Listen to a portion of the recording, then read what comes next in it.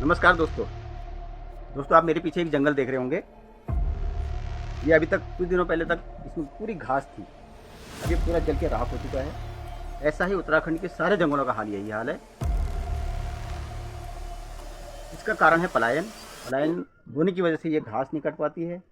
जंगलों में झाड़ियाँ बहुत हो जाती हैं और उसके बाद लग जाती है आग। अभी ठंड का सीजन है, फिर भी ये आग लगी है। अभी कुछ दिनों बाद फिर दोबारा आग लगेगी इनमें। अब इसमें क्या हो रहा है पता नहीं, कितने पशु पक्षियों के इसमें घर उजड़ चुके हैं मेरे दोस्तों। कितने पशु पक्षी मर चुके होंगे, जल के भस्म हो गए होंगे इसमें। ऐसा पूरे उत्तराखंड में हो रखा है। लेकिन हमारा आज का मुद्दा वो नहीं है। आज का मुद्दा है कुछ और वजह से भी लोग मर रहे हैं। उसमें जो मेन वजह है वो है स्वास्थ्य। मैं सिर्फ एक सवाल पूछना चाहता हूँ अपने आप से, आपसे, सरकार से और सिस्टम से। एक सीधा सवाल, अगर स्वास्थ्य हमारा मौलिक अधिकार है तो इलाज औकात के हिसाब से क्यों मिलता है? सिस्टम इस प्रकार का क्यों बना रखा है हम लोगों ने कि एक गरीब इस सिस्टम में आता है तो वो ठीक होने के बजाय कर्ज के बोझ तले क्यों दब जाता है? भारत में अस्पतालों की संख्या दिनों दिन बढ़ते जा रही है जब से मोदी जी आए हुए हैं 2014 के बाद। ये मैं अप्रिशिएट करता हूँ और आप लोग भी करेंगे। लेकिन ये भी पर्याप्त नहीं है, क्योंकि जो अस्पताल बन रहे हैं ना दोस्तों, उसमें भी गरीबों के लिए या तो जगह है नहीं है या गरीब वहाँ जा ही नहीं सकता है। 146 करोड़ हो चुके हैं हम भारतवासी, 146 करोड़। इन 146 करोड़ लोगों के लिए अस्पताल बहुत कम है और मरीजों की संख्या बहुत ही ज़्यादा है। इनमें डॉक्टर है नहीं। अगर आप डॉक्टरों को ढूंढने जाओगे तो डॉक्टर अपने प्राइवेट क्लिनिक में मिलेंगे आपको, वो वहाँ विजिट लेते हैं। नर्सों का आता पता नहीं है। जो हैं तो उन्हें भी मरीज़ से ना कोई दया होती है, ना कोई करुणा होती है, ना कोई सेवा भाव होता है। उन्हें मरीज़ से कोई लेना देना नहीं है। मरीज़ उनके लिए सिर्फ एक बॉडी है। वो आता है, वो दाखिल कर देते हैं, बात ख़त्म। जहाँ पर जिस जगह पर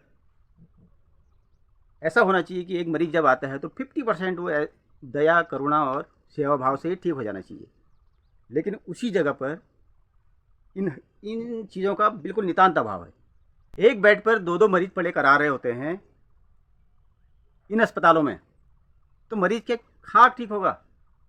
और प्राइवेट अस्पतालों के हालात तो ऐसे हैं कि यहाँ एम्बुलेंस से ज़्यादा तेज़ इनकी बिलिंग मशीनें चलती हैं।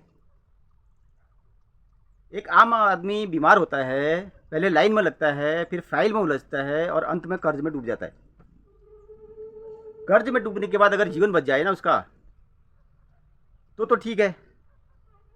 कर्ज में डूबने के बाद अगर उसका जीवन बच जाए तो ठीक है। लेकिन अक्सर ऐसा होता है कि कर्ज में पूरा का पूरा परिवार ध्वस्त हो जाता है, पूरा खानदान डूब जाता है और आदमी वो भी हाथ में नहीं आता है।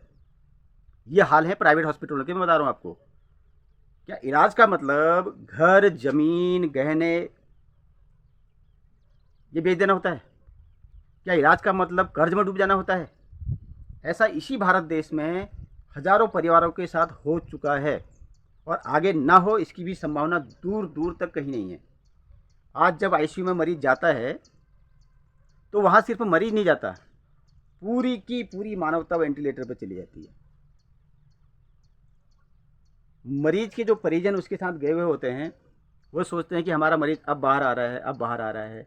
और अस्पताल का जो सिस्टम है वो भी बोलता रहता है कि हम तुम्हारा मरीज ठीक हो जाएगा, ठीक हो जाएगा, लेकिन वो कब का प्राण त्याग चुका होता है। लेकिन सिस्टम ये बताने के लिए तैयार नहीं होता है कि वो मर चुका है, क्योंकि उनको नोट छापने होते हैं। बाहर परिजन इंतजार कर रहे होते हैं कि हमारा प्रिय है वो अभी अभी बाहर आएगा, हम उससे मिलेंगे। लेकिन नहीं, वो नहीं आ पाता है। क्यों? सिस्टम ही ऐसा है। हमें इसी सिस्टम को सुधारना है दोस्तों। अब आते हैं दवा पर। दवा सस्ती नहीं हो सकती क्या? हो सकती है दोस्तों, लेकिन क्यों नहीं होती आखिर? कारण यह है कि सिस्टम को मुनाफा बहुत ज़्यादा चाहिए। लाखों से काम नहीं चलता है तो करोड़ों चाहिए। क्या इलाज फ्री में नहीं हो सकता? वो भी हो सकता है। क्यों नहीं हो सकता? क्योंकि सिस्टम को कमाना है, बड़ी बड़ी फार्मा कंपनीज को कमाना है, अपनी तिजोरियाँ भरनी है, डॉक्टर्स को कमाना है। इसीलिए इलाज फ्री में नहीं होता है। सरकार अपनी तरफ से योजनाएं तो सब सही लेकर आती है, लेकिन मुद्दा ये है कि क्या उन योजनाओं का इम्प्लीमेंटेशन हमारा सिस्टम सही से करता है या नहीं करता है। कहीं ऐसा तो नहीं कि डॉक्टर्स और फार्मा कंपनियां मिलकर सरकार की योजनाओं की धज्जियां उड़ा रही हैं। और सिस्टम भी लूटने वालों को लूटने में मदद करने पर लगा हुआ है। अगर है तो मेरा सरकार से अनुरोध है कि इसका संज्ञान ले लेना चाहिए, क्योंकि हमारे भारत देश में गरीबों की संख्या बहुत ज़्यादा है। अब थोड़ी बात कर लेते हैं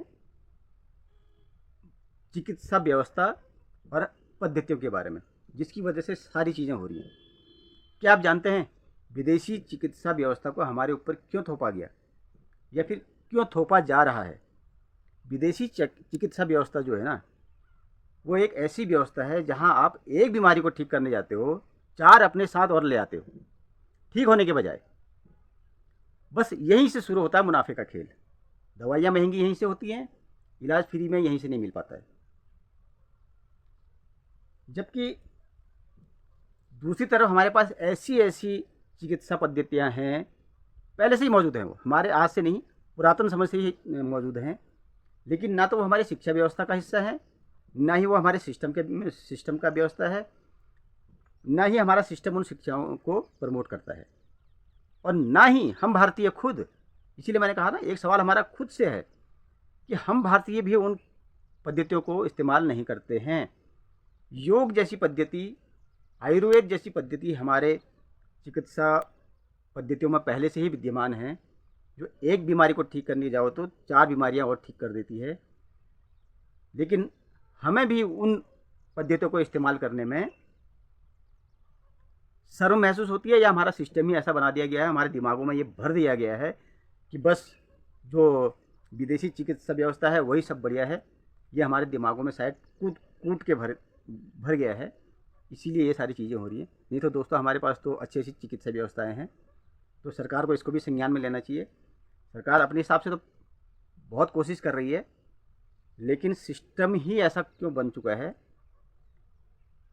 कि ये चीज़ें लागू क्यों नहीं हो पाती हैं। संज्ञान ले सरकार, आपके माध्यम से कहना चाहता हूँ दोस्तों। अब बात करते हैं दुनिया के सबसे ज़्यादा बीमार अगर कहीं हैं तो वो हमारा देश भारत है। इसमें अग्रणी है हमारा देश। ये एक कड़वी सच्चाई है। सबसे ज़्यादा डायबिटीज़ के रोगी यहाँ हैं, सबसे ज़्यादा कोलेस्ट्रॉल के मरीज़ यहाँ हैं, सबसे ज़्यादा अगर मोटापा किसी भी देश में बढ़ रहा है तो वह हमारा देश भारत है।